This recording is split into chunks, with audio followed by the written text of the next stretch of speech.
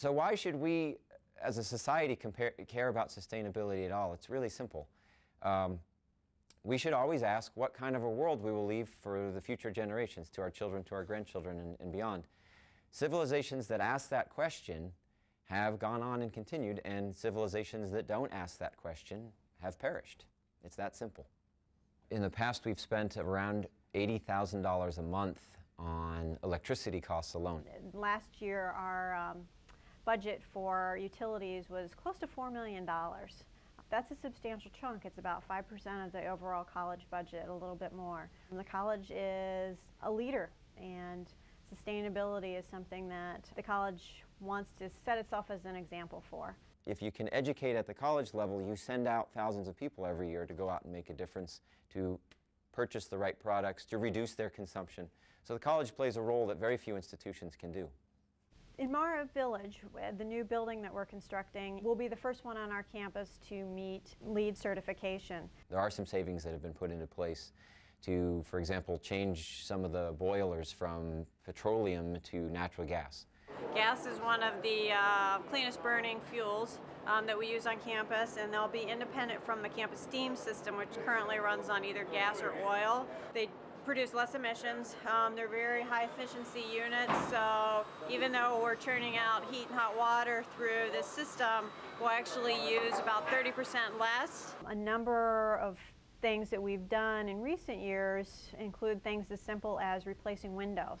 Windows in the building's single pane, very inefficient, and make the building feel very drafty, uncomfortable for its occupants. A couple of things are going to be accomplished. One is heat retention when we're heating and cooling during the summer season, and they're operable windows just like we have in all the other residence hall buildings, but they'll have a lot more insulating value compared to like the windows that we have in Abishon, so these are going to be much better in terms of insulation for the building. We have basically one major. No matter where department you're in, the major is upward mobility. We want to train students to be more economically successful, to consume more. There are other ways. There are ways to reduce your consumption, to live on less, to have less impact, to be less of a vandal of the earth. One of the initiatives we started in the summer of 2008 with funding from President Antonucci was a garden at the McKay Campus School. We started with an ugly patch of grass. It was degraded, typical kind of ugly lawn. And we would put down cardboard. We didn't plow the land. Plowing the soil is the worst thing you can do to it. And then we planted into that our tomatoes and seedlings from pumpkins and bean seeds, etc. Right into the ground. We added a little compost for fertilizer. And the garden was maintained partly by McKay school students. These are elementary, often special education students, did the planting and some watering. And then through the heat of the summer, when school ended, the Upward Bound students at Fitchburg State took care of it. It was a huge success. We sent the kids home with probably hundreds of dollars worth of produce.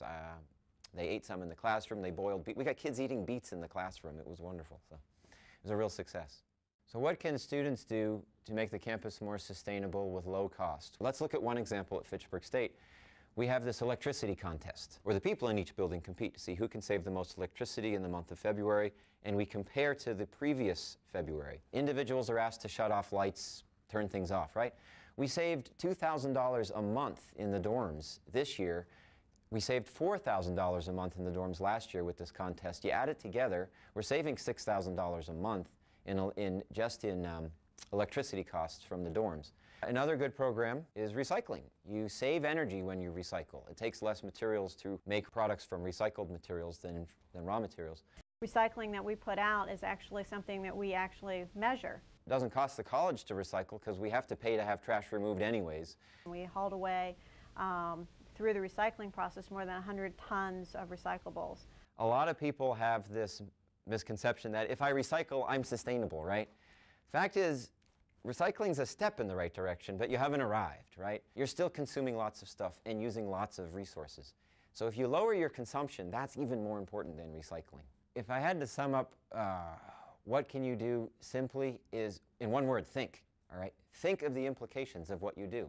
What am I going to do that's going to save the planet, kind of a thing? Whether it's turning off the lights, making sure that your trash is sorted into recycling and trash, reporting a dripping water faucet. Those kind of simple things all have really big impact because While each individual may be operating on their own, the collective number of people who live and work on our campus is significant. Things are happening, but they may not happen within the span of 4 years or 2 years or however long someone is actively involved on our campus. Apathy and cynicism are the refuge of ignorance, and it's the refuge of cowardice, because you don't want to get in there and join the fight, even though you might lose. Don't lose hope, and I think it's important for students to really stay focused and continue to offer their voice and saying that these kind of things are important, so that the campus continues to keep that focus.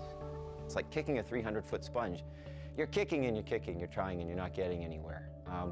But you keep at it because you have to. Even though you know you probably won't make it, you may not see change in your lifetime, you might lose. It takes courage.